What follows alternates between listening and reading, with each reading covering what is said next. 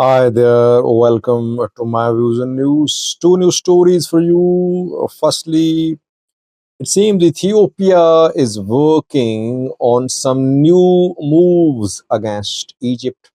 Second, MOU has been signed by Ethiopia in the last 1 month or so. Both the MOUs are linked, I think, to Ethiopia Egypt relations.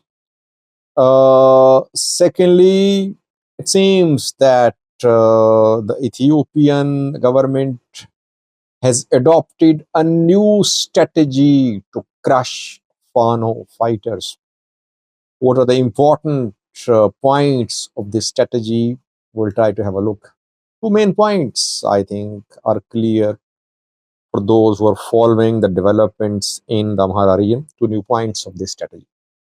Let's start from a story about Ethiopia Egypt tensions. Ethiopian leaders call Egypt their historical enemy. They say Egypt has long been trying to create instability in Ethiopia, been trying to back anti-Ethiopian government elements, armed groups in Ethiopia. It's been trying to form and forge alliances against Ethiopia. Uh, Growing Egyptian military influence in Ethiopian neighborhood is seen by Ethiopia as a threat to its security, national interest. That is why Ethiopia is making counter moves, it seems. Two agreements, some say MOUs, but others say agreements, have been signed by Ethiopia in the last 2 months, we can say. Both are related to Ethiopia Egypt disputes. Egypt, we know, is trying to come close to Ethiopia by gaining a foothold in Somalia, Ethiopian neighbor. Ethiopia opposing the entry of Egyptian troops, Egyptian military armaments in Somalia. Egypt has struck an alliance with Eritrea as well, another Ethiopian neighbor. Egypt has its influence in Sudan too. Egypt trying to convince Djibouti as well to be part of the anti-Ethiopia alliance. Djibouti is so far resisting. So if you see that entire surroundings of Ethiopia, all the countries around Ethiopia are being targeted by Egypt. Egypt definitely wants to have its presence all around Ethiopia. Ethiopia is trying to form alliance with those governments which are not happy with Egypt, which accuse Egypt of interference in their countries. Morocco is one of these countries. If you remember, around a month ago, the Ethiopian military chief visited Morocco. Jula went to Morocco. It was a surprise visit because no one was expecting Jula to sign a military cooperation agreement with Morocco. What has Morocco to offer to Ethiopia?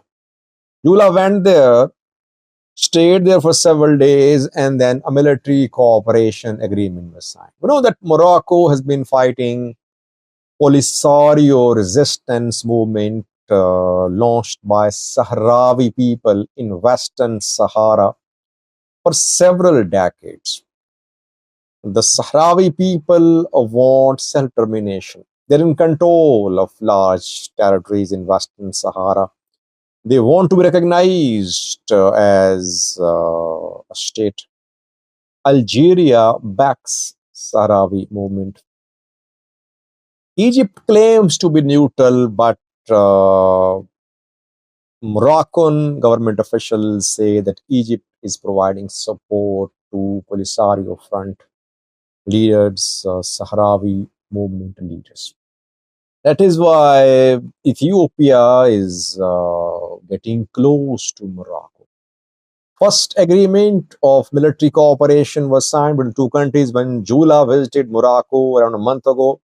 Second was signed this week when a senior police officer from Morocco visited Ethiopia. Farah uh, is the name of the man, Farah Bol Hatal. He is a senior Moroccan police officer.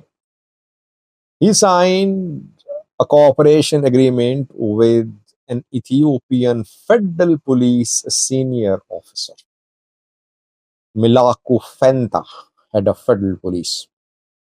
The agreement is about cooperation in the fields of prevention of crime, fight against crime, security, etc.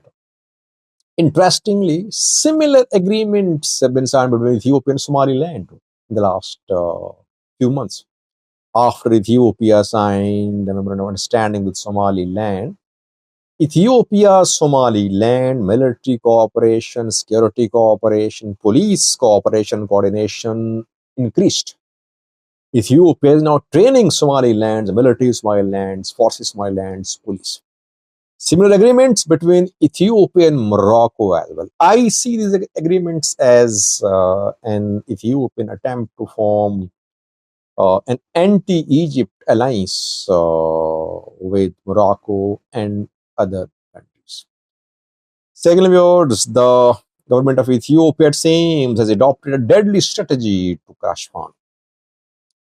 This new operation, which has been launched by the military against Fano, is being seen as do or die, decisive operation. If you remember, Dr. Dase, the deputy chief of the ENDF, a few days ago spoke in Bahirdar, and he told Prosperity Party leaders that if this time the Fanos are not crushed, all will suffer the consequences. He threatened Amhara people leaders, told them to provide information to military about the traitors, they call those who support Fano as traitors. Now, military has adopted a very devastating and deadly strategy against Fano. The last 4 to 5 days, we have been monitoring the situation in the region. Though region is under communication blackout, wherever there is fighting in the region, mobile networks are shut down. Internet remains cut off as well.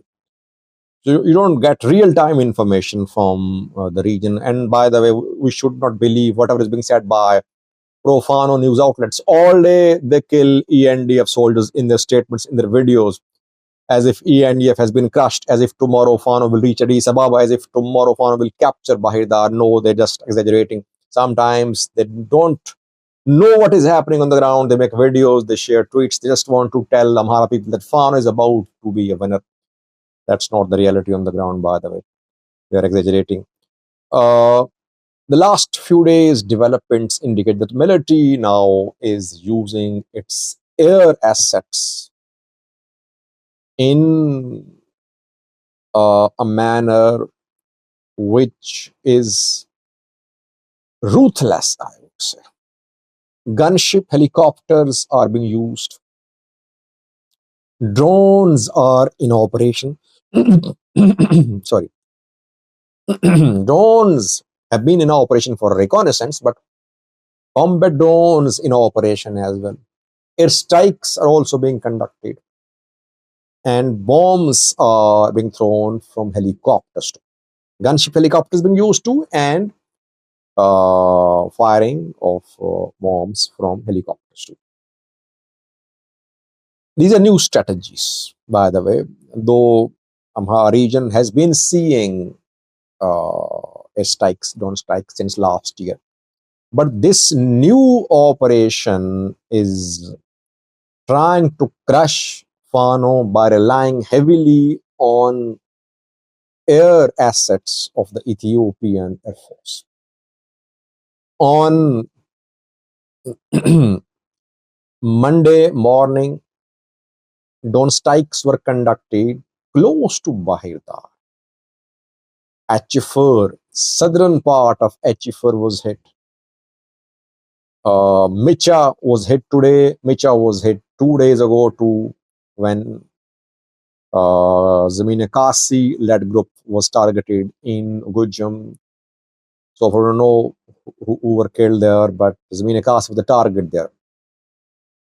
Micha has been hit several times in strikes in the last 3 to 4 days. Drone strikes, a strike being conducted on Ethiopia-Sudan border too, where communications are cut off, mobiles are not working there. Fano fighters took control of Matemma. They then Sudan closed the border, and then after that there was fighting to the south of Abdul Rafid. I read that yesterday.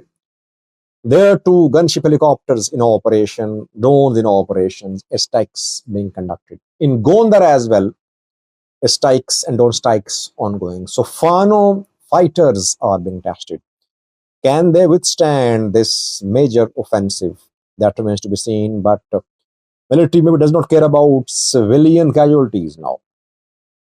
No one is allowed to enter the region. No one knows who is dying on the ground. The dead would be declared as Fano fighters. But gradually we'll see human rights organizations report about the people dying in these airstrikes. There could be civilian deaths as well.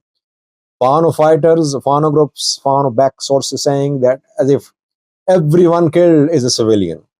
Government would say no civilian has been killed. But let's see. The way indiscriminately assets are being used by military, it will definitely lead to collateral damage in the Amhara region. Thank you for watching.